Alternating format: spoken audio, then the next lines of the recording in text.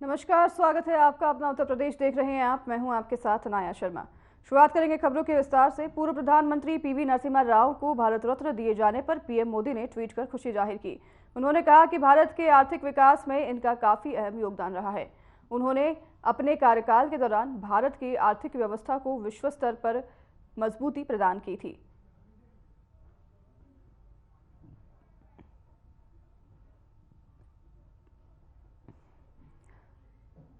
नरेंद्र मोदी ने ट्वीट कर इसके बारे में अपनी राय जो है वो सामने रखे हैं। पूर्व पीएम नरसिम्हा राव को भारत रत्न से पुरस्कृत किया जाना है और प्रधानमंत्री नरेंद्र मोदी ने इस बारे में ट्वीट करके अपनी भावनाओं को व्यक्त किया। उन्होंने बताया कि आर्थिक विकास में नरसिम्हा राव का काफ़ी योगदान रहा है हमारे देश को सक्षम बनाने के लिए। पूर्व प्रधानमंत्री चौधरी चरण सिंह को भारत रत्न दिए जाने के ऐलान के बाद केंद्रीय गृह मंत्री अमित शाह ने ट्वीट किया। शाह ने ट्वीट करते हुए लिखा कि पूर्व प्रधानमंत्री चौधरी चरण सिंह को भारत रत्न में सम्मानित किए जाने की घोषणा से अत्यंत प्रसन्नता हुई और आजीवन किसानों के लिए समर्पित चौधरी साहब ने किसान कल्याण के लिए अनेक कार्य किए हैं। वहीं उन्होंने आगे लिखा कि चौधरी साहब जीवन पर्यंत लोकतांत्रिक मूल्यों के संरक्षण के प्रति समर्पित रहे और उन्होंने आपातकाल का डटकर मुकाबला किया। उन्होंने अपने निर्णयों से पूरे देश को ये बताया कि किसान का बेटा देश के भरण पोषण से लेकर नीतिगत निर्णय भी ले सकता है। शाह ने आगे लिखा कि चौधरी साहब के सम्मान के माध्यम से देश के करोड़ों किसानों और मेहनतकश लोगों को सम्मानित करने के लिए मैं प्रधानमंत्री नरेंद्र मोदी का आभार व्यक्त करता हूं।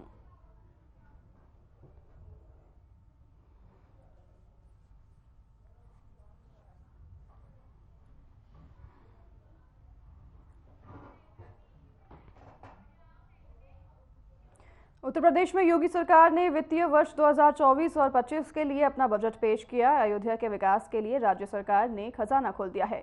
महर्षि वाल्मीकि अंतर्राष्ट्रीय हवाई अड्डा अयोध्या धाम के विस्तार के लिए योगी सरकार ने 150 करोड़ रुपए का बजट रखा है। हवाई पट्टियों के निर्माण, विस्तार और सुंदरीकरण के लिए जमीन की जो जरूरत होगी उसके लिए बजट में 1100 करोड़ की व्यवस्था की गई है। बजट में पूरे प्रदेश के लिए बहुत कुछ दिया गया है।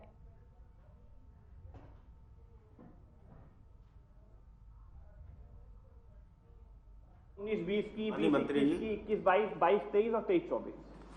माननीय मंत्री जी, माननीय सभापति जी, जो माननीय सदस्य जानकारी चाह रहे हैं कि अलग अलग वर्षों वार उसकी जानकारी दे दी है, किस किस विद्यालय की है। मेरे पास अभी वर्तमान में हर एक विद्यालय की स्पष्ट एक एक जानकारी नहीं है, लेकिन मैंने ये सुनिश्चित कर दिया कि जो भी विद्यालयों का अभी बकाया धनराशि है देनी है उसको हम लोग 31 मार्च तक पूरा कर देंगे। कोई भी विद्यालय ऐसा नहीं बचेगा जिसका कोई बकाया होगा।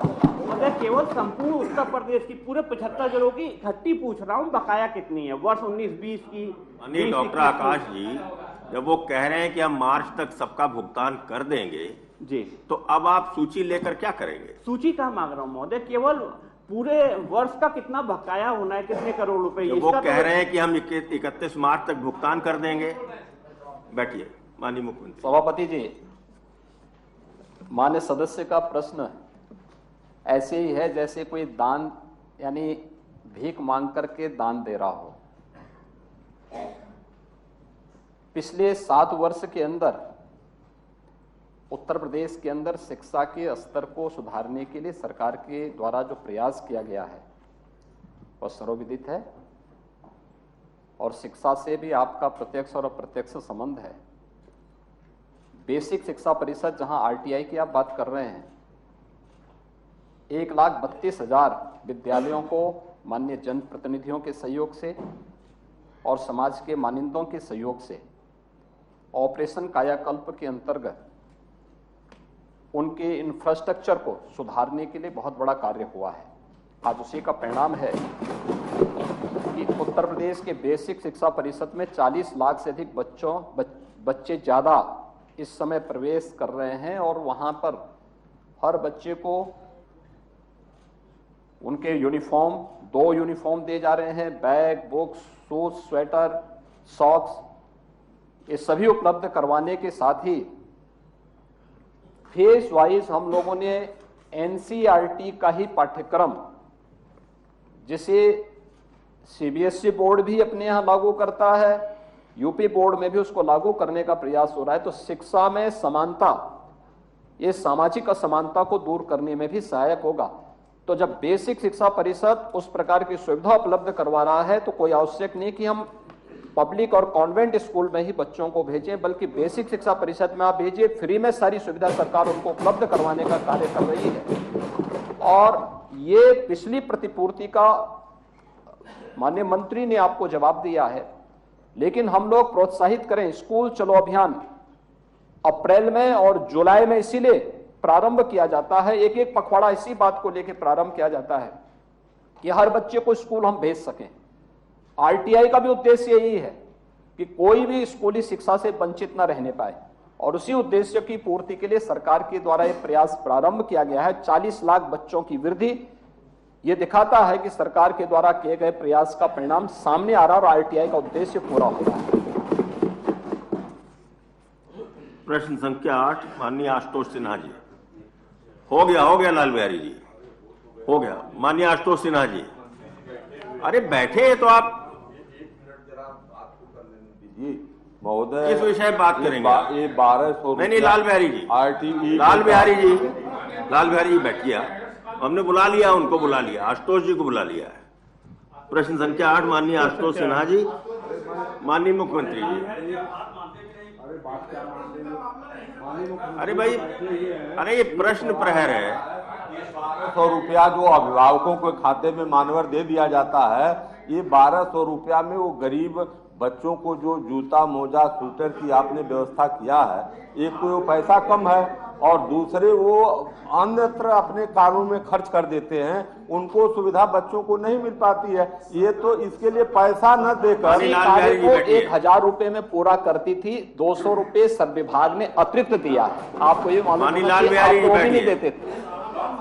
अरे माननीय लाल बिहारी जी, पूरी जानकारी करके पूछा करिए प्रश्न। माननीय आशुतोष सिन्हा जी। माननीय मुख्यमंत्री जी। माननीय सभापति जी, भारत के नियंत्रक महालेखा परीक्षक का राज्य सरकार के वित्त वर्ष लेखा परीक्षक प्रतिवेदन संख्या 3 वर्ष 2023 के अनुसार राजस्व विभाग में कुल रुपया 346.27 लाख की अनियमितता पाई गई। उक्त धनराशि में से रुपया 14,49,000 राजस्व तथा रुपया 3,31,078 राजस्व भूमि अधिग्रहण से संबंधित है। राजस्व से संबंधित रुपया 14,49,000 की अनियमितता के संबंध में दोषी पाए गए अधिकारियों कर्मचारियों के विरुद्ध कृत कार्रवाई का विवरण निम्नवत है। श्री शिवशंकर सिंह संग्रह अमीन, तहसील राठ, जनपद हमीरपुर द्वारा रुपया 40,881 का गबन संबंध में दिनांक 24/12/1985 को कारण बताओ नोटिस जारी की गई। गबन संबंधी उक्त धनराशि चालान संख्या निम्नलिखित द्वारा जमा की गई। श्री शिवशंकर संग्रह अमीन दिनांक 20/1/1986 को सेवा से पृथक कर दिया गया तथा दिनांक 20/2/2020 को इनकी मृत्यु हो चुकी है। श्री जगवीर सिंह विशेष भूमि अध्यापक अधिकारी व कुंवर सिंह चैनमैन कार्यालय विशेष भूमि अध्यापक अधिकारी मेरठ द्वारा वर्ष 1979-80 में रुपया 4,56,000 की कपटपूर्ण आहरण के संबंध में माननीय न्यायालय के आदेश दिनांक 22/9/1993 द्वारा दोष मुक्त किया गया। तीसरा, श्री कुंदन लाल नायब नाजिर जनपद जौनपुर द्वारा 1,12,000 के गबन के संबंध में दिनांक 15 फरवरी 1991 को सेवा से पृथक किए जा चुके हैं तथा इनकी भी मृत्यु दिनांक 3/8/91 को हो चुकी है। चौथा, श्री घनश्याम शर्मा भूलेख लिपिक जनपद बलरामपुर द्वारा रुपया 1,72,000 वेतन आदि मद में गबन के उपरांत एक सुसाइड लेटर लिखकर दिनांक 25/10/2000 से लापता हैं। श्री शर्मा को दिनांक 24/2/2007 से सेवा से पृथक पदच्युत किया जा चुका है। वसूली के संबंध में जिलाधिकारी बलरामपुर के पत्र 12/3/2012 द्वारा श्री शर्मा के पैतृक जनपद श्रावस्ती के जिलाधिकारी से जांच कराई गई तथा जिलाधिकारी श्रावस्ती के पत्र दिनांक 14/5/2012 के द्वारा श्री घनश्याम शर्मा के नाम कोई चल संपत्ति नहीं पाई गई। पांचवा, श्री धन सिंह, श्री भगवत प्रसाद व ब्रजमोहन लेखपाल गण जनपद जालौन द्वारा वर्ष 2009-10 में रुपया 6,61,000 कृषि निवेश अनुदान सूखा राहत की धनराशि के गबन के संबंध में सेवा से दिनांक 22/3/2011 को पृथक किया जा चुका है। श्री धन सिंह की दिनांक 25/12/2019 को मृत्यु हो चुकी है। यह प्रकरण अभी माननीय न्यायालय में विचाराधीन है। राजस्व भूमि अधिग्रहण से संबंधित धनराशि रुपया 331.78 लाख की अनियमितता के प्रकरण में की गई कार्रवाई का विवरण निम्नवत है। पहला, विशेष भूमि अध्यापित अधिकारी संयुक्त संगठन मेरठ के कार्यालय द्वारा 7, 8 एवं 9 माह वर्ष 1979 के फर्जी बिलों द्वारा आहरित धनराशि 4,56,000 के संबंध में आरोपित तत्कालीन भू अधिकारी जगबीर सिंह व चेयरमैन श्री कुमार सिंह संलिप्त पाए जाने पर, हाँ लंबा तो है, मैं ठीक है। फिलहाल रुकेंगे एक छोटे से ब्रेक के लिए, लौटेंगे आपके पास इस ब्रेक के बाद।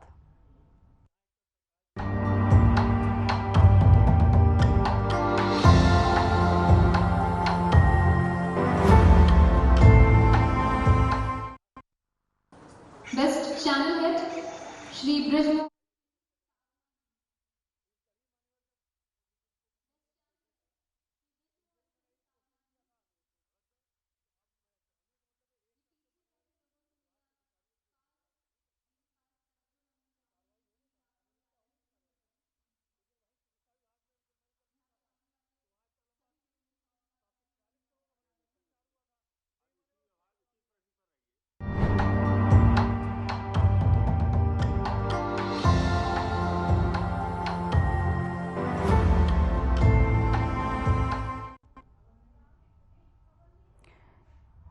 ब्रेक के बाद स्वागत है आपको उसके लिए चलते हैं लखनऊ, जहां पर यूपी बजट 2024-25 पेश हो रहा है। विधानसभा में मुख्यमंत्री योगी आदित्यनाथ भी इस दौरान मौजूद हैं और इस बजट में संसद में क्या कुछ कहा जा रहा है आपको भी सुनाते हैं।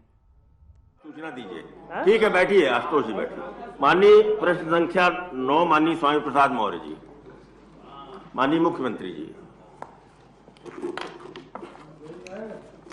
माननीय सभापति जी, जी हाँ, लेखपाल की एक तहसील में अधिकतम 10 वर्ष तथा एक लेखपाल क्षेत्र में अधिकतम 3 वर्ष तक तैनाती रह सकती है। सूची संलग्न है।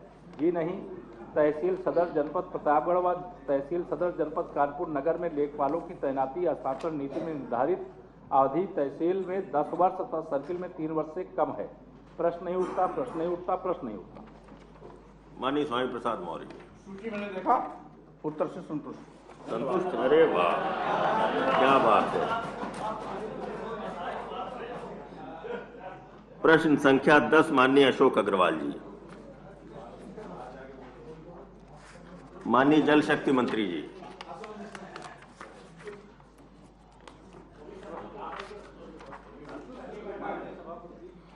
जी हाँ, जनपद हरदोई की दलियापुर ग्राम पंचायत समूह पाइप जल योजना में ग्राम पंचायत समखा को शामिल करते हुए दिनांक 29/10/2021 को राज्य स्तरीय योजना स्वीकृत समिति से अनुमोदित कराकर 331.60 लाख की धनराशि स्वीकृत की गई। समखा ग्राम में 205 FHTC एवं 5.585 किलोमीटर की प्रस्तावित वितरण प्रणाली के सापेक्ष क्रमशः 172 FHTC एवं 5.585 किलोमीटर वितरण प्रणाली का कार्य पूर्ण हो चुका है। अवर जलाशय एवं अवशेष FHTC के कार्य प्रगति पर है। उक्त योजना की टेस्टिंग की कार्रवाई प्रगति पर है। योजना अंतर्गत दिनांक 27/1/2022 को गठित कवर एग्रीमेंट के अनुसार कार्य प्रारंभ होने की तिथि 27/1/2022 एवं कार्य समाप्ति की तिथि 31 मार्च 2024 है। अतः योजना समयांतर्गत है। योजना समयांतर्गत है, अतः उत्तरदायित्व निर्धारण का औचित्य नहीं है। ग्राम सभा समखा के राजकीय आयुर्वेदिक चिकित्सालय, पशु चिकित्सालय, प्राथमिक विद्यालय एवं देवस्थान शंकर महादेव जी के स्थान पर functional house hold tap connection कराया जा चुका है। टेस्टिंग की कार्रवाई प्रगति पर है। समखा ग्राम के अंतर्गत तोड़ी गई समस्त सड़कों, खड़ंजा, इंटरलॉकिंग एवं सीसी सड़क की स्थायी पुनर्स्थापना का कार्य पूर्ण करा दिया गया है। प्रश्न नहीं उठता। माननीय अशोक अग्रवाल जी। माननीय मंत्री जी को बहुत बहुत धन्यवाद दूंगा कि इस पर समय से काम करा दिया गया, इसके लिए मंत्री जी को बहुत बहुत धन्यवाद। ठीक है। प्रश्न संख्या 11 श्री राज बहादुर सिंह चंदेल जी। माननीय माध्यमिक शिक्षा राज्य मंत्री जी।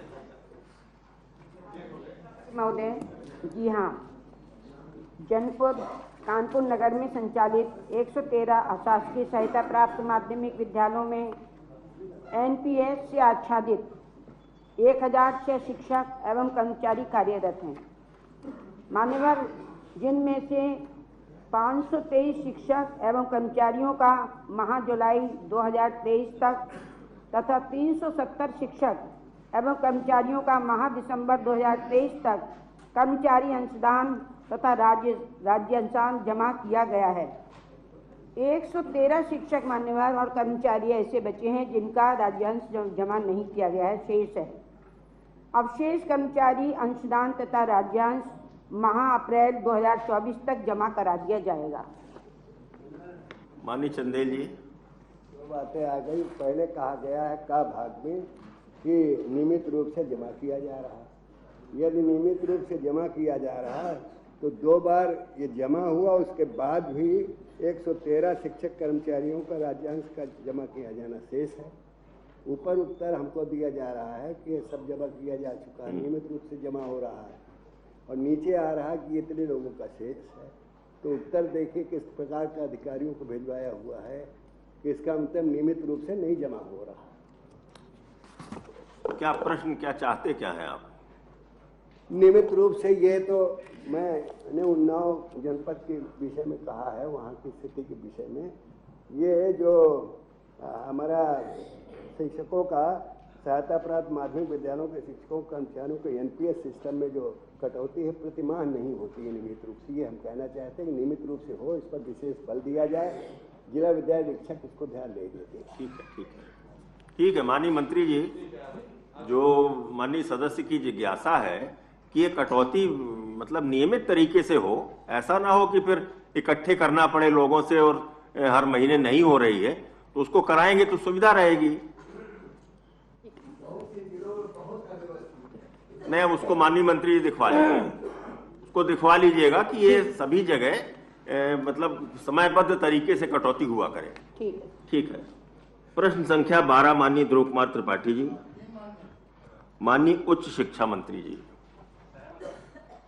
राष्ट्रीय मूल्यांकन प्रत्यापन परिषद नैक द्वारा उच्च शिक्षा विभाग के अंतर्गत दीनदयाल उपाध्याय गोरखपुर विश्वविद्यालय गोरखपुर, चौधरी चरण सिंह विश्वविद्यालय मेरठ, महात्मा ज्योतिबा फुले रोहिलखंड विश्वविद्यालय बरेली, लखनऊ विश्वविद्यालय लखनऊ एवं छत्रपति शाहू जी महाराज विश्वविद्यालय कानपुर को A++, Dayalbagh educational institute Agra deemed विश्वविद्यालय है ये, इसे एवं वीर बहादुर सिंह पूर्वांचल विश्वविद्यालय जौनपुर को A+, उत्तर प्रदेश राजर्षि टंडन मुक्त विश्वविद्यालय प्रयागराज एवं डॉक्टर राम मनोहर लोहिया अवध विश्वविद्यालय अयोध्या को B, महात्मा गांधी काशी विद्यापीठ वाराणसी को C ग्रेड। उक्त सभी विश्वविद्यालय राज्य विश्वविद्यालय हैं। GLA विश्वविद्यालय मथुरा, इंटीग्रल विश्वविद्यालय लखनऊ, गलगोटिया विश्वविद्यालय ग्रेटर नोएडा, गाजियाबाद मंगलायतन विश्वविद्यालय अलीगढ़, एमिटी विश्वविद्यालय गौतम बुद्ध नगर एवं शारदा विश्वविद्यालय ग्रेटर नोएडा गौतम बुद्ध नगर को A+, स्वामी विवेकानंद सुभारती विश्वविद्यालय मेरठ, तीर्थंकर महावीर विश्वविद्यालय मुरादाबाद, शोभित विश्वविद्यालय सहारनपुर एवं JB विश्वविद्यालय अनूप शहर बुलंदशहर को A, श्री रामस्वरूप मेमोरियल विश्वविद्यालय लखनऊ को B+ एवं इन्वर्टिस विश्वविद्यालय बरेली को B ग्रेड प्रदान किया गया है। इस प्रकार कुल 10 राज्य विश्वविद्यालय एवं 12 निजी विश्वविद्यालय को NAAC द्वारा ग्रेडिंग प्रदान की गई है। इसके अतिरिक्त 10 राजकीय महाविद्यालय, 42 सहायता प्राप्त अशासकीय महाविद्यालय तथा 2400 वित्त पोषित महाविद्यालय को NAAC द्वारा विभिन्न ग्रेड प्रदान किए गए हैं। प्राविधिक शिक्षा विभाग एवं चिकित्सा शिक्षा विभाग के अंतर्गत क्रमशः 2 प्राविधिक संस्थानों मदन मोहन मालवीय प्रौद्योगिक विश्वविद्यालय गोरखपुर को A, हरकोट बटलर प्राविधिक विश्वविद्यालय कानपुर को A+ एवं एक चिकित्सा विश्वविद्यालय किंग जॉर्ज चिकित्सा विश्वविद्यालय लखनऊ को A+ ग्रेड प्रदान किया गया है। इसके अतिरिक्त डॉक्टर APJ अब्दुल कलाम प्राविधिक विश्वविद्यालय लखनऊ के संबद्ध 19 प्राविधिक संस्थानों को NAAC द्वारा विभिन्न ग्रेड प्रदान किए गए हैं। जी नहीं, प्रश्न ही नहीं उठता। उपरोक्तानुसार। माननीय त्रिपाठी जी।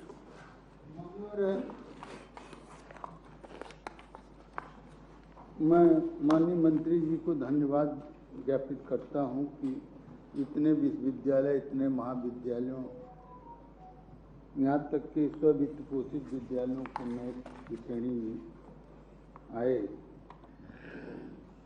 लेकिन जो खय में इन्होंने उत्तर दिया है कि क्या उक्त संस्थान द्वारा जारी विवरणिका में शिक्षकों की समस्याओं के संबंध में कोई कॉलम निर्धारित किया गया है, तो माननीय मंत्री जी ने कहा कि जी नहीं। तो मैं केवल यही जानना चाहता हूं, क्या माननीय मंत्री जी उस प्रपत्र को, उस फाइल को देखे हैं कि यदि कि शिक्षकों के समस्याओं से संबंधित या शिक्षकों की स्थिति के संबंधित उस विश्वविद्यालय में उसमें विवरणिका में यह शिक्षकों की समस्याओं का उल्लेख नहीं किया गया है। यदि देख लिए हों तो बात भाई स्वीकार करेंगे कि माननीय मंत्री जी सदन में कह रहे हैं, सही कह रहे होंगे, हमने जो जाना वह गलत जाना। लेकिन यह है कि इसी सरकार के द्वारा, पिछली सरकार के द्वारा जो है 2015 में 2234 नवीन पदों का सृजन किया गया और 1225 पदों पर भर्ती की गई। इसमें मान्यवर जो है, जो विज्ञापन संख्या 47 के आधार पर थे, ये शिक्षक आज तक भी नियमित नहीं हुए। उनको 4 साल, 3 साल, 2 साल तक होता है, तीसरे साल जो है उनको नियमित कर दिया जाता है। लेकिन आज 2015 से आज तक इन शिक्षकों को नियमित नहीं किया गया। 2024 से उनको जो और लाभ दिए जाते हैं, प्रगामी लाभ, चाहे जैसे कैश का है और है, पदोन्नति का है, तो वह लाभ उनको नहीं मिल रहा है। तो माननीय मंत्री जी केवल यही दिखवा लें कि क्या उस विवरणिका में, NAAC की जो विवरणिका होती है जिसको भरा जाता है जिसके आधार पर, उसमें यह देख लें कि उसमें वह प्रस्तुत, मतलब उसका उल्लेख किया गया है कि नहीं किया गया है शिक्षकों की समस्याओं के संबंध में, और इन शिक्षकों को वो कब तक जो है यह विनियमित कर दिया जाएगा, क्योंकि वह 3 साल से 4 साल अधिक हो जा रहा है, 7 साल हो गए हैं। तो यही मैं माननीय मंत्री जी से अनुरोध करना माननीय उच्च चाहता शिक्षा हूं। मंत्री जी। कैटेगरी को तय करने वाली संस्था राष्ट्रीय मूल्यांकन प्रत्यायन परिषद जो UGC के अंडर में होती है वो करती है। नहीं मंदिर, आप केवल ये देख लें कि आश्वस्त कर दें सदन को कि हाँ हमने देखा है, उसमें शिक्षकों की समस्याओं का कोई उल्लेख नहीं है, उसमें नहीं है। बाकी मैं और बस वही है मैं उसको, लेकिन जो ये शिक्षक जो विनियमित नहीं हुए हैं उन्हीं भी महाविद्यालयों, महाविद्यालयों से संबंधित हैं। तो इनका जब आज तक जो है 8 साल हो गया, 9वां साल चल रहा है, और 3 साल के बाद वो उनको विनियमित कर दिया जाना चाहिए, क्योंकि इनकी हर वर्ष जो है अनुमति ली जाती है और बार बार वह 3 साल तो अनुमति लिए। यदि उनके कार्य ठीक है तो उनको विनियमित करने में कौन सी बाध्यता है, कौन सी कमी आ रही है। मैं माननीय मंत्री जी से प्रार्थना करता हूं कि ऐसे इनका जो विषय है मूल प्रश्न से अलग है, लेकिन फिर भी मैं देख लूंगा।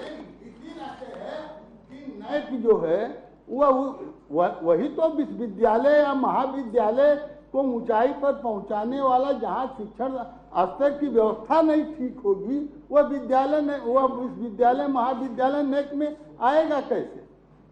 और जब शिक्षक पीड़ित रहेगा या उपेक्षित रहेगा तो पठन पाठन निश्चित रूप से बाधित हो सकता है। माननीय मंत्री जी, जो इन्होंने सलाह दी है उसको देखेंगे, लेकिन यह विवरणिका वही तय करते हैं UGC के अंदर में जो। मैं आज माननीय मुख्यमंत्री जी भी हैं और आप सब माध्यमिक विद्यालयों में और महाविद्यालयों में वेतन नहीं मिल रहा है। इतना मालूम, मानव संपदा के आधार पर वह वेतन नहीं, अधिकारियों ने शिथिलता किया, जबकि आदेश शासन और माननीय मुख्यमंत्री जी के यहाँ से बहुत पहले गया। लेकिन अधिकारियों ने उसका अनुपालन नहीं किया और परिणाम स्वरूप आज है कि वह पिछले माह से वेतन नहीं मिल रहा है। तो माननीय मुख्यमंत्री जी भी हैं, मैं प्रार्थना करता हूं कि इस पर जो है कुछ जो माध्यमिक विद्यालय हैं और जो महाविद्यालय हैं वह पहले मैनेजमेंट इंफॉर्मेशन सिस्टम से वह वेतन होता था, अब यहाँ से चला गया कि मानव संपदा के आधार पर जो होगा तो वो होना चाहिए, नया वो है जो होना चाहिए, उससे मैं उसके पक्ष में हूँ कि वह होना चाहिए। उससे वेतन निरंतरता बनी रहती है, पहली तारीख को वेतन चला जाएगा। लेकिन अधिकारी, आपको बता दें कि नरसिम्हा राव और चरण सिंह चौधरी को भारत रत्न देने की घोषणा की गई है, जिस पर मुख्यमंत्री योगी आदित्यनाथ का बयान सामने आया है। किसानों के मसीहा चौधरी चरण सिंह जी को भारत रत्न की घोषणा एक अभिनंदनीय घोषणा है। यह देश के करोड़ों किसानों का सम्मान है। उत्तर प्रदेश के लिए यह और भी अभिनंदनीय है, क्योंकि चौधरी साहब उत्तर प्रदेश के मुख्यमंत्री के रूप में भी उन्होंने अतुलनीय सेवा उत्तर प्रदेश को दी। उनके नेतृत्व में उत्तर प्रदेश ने एक दिशा प्राप्त की थी। चौधरी साहब का कहना था कि देश के विकास का रास्ता गांव और खेत खलिहानों से होकर के जाता है। चौधरी साहब की इस उक्ति को प्रधानमंत्री मोदी जी के नेतृत्व में आज सार्थक किया है और यह आज एक नई ऊंचाइयों पे पहुंच रहा है, जब चौधरी साहब को देश के किसानों और देश के अतुलनीय विकास के लिए, उनकी सेवा के लिए आज भारत रत्न से सम्मानित किया जा रहा है। मैं इस फैसले का स्वागत। तो फिलहाल इस बुलेटिन में बस इतना ही। मैं आपसे लूंगी विदा, हमें दीजिए इजाजत। नमस्कार।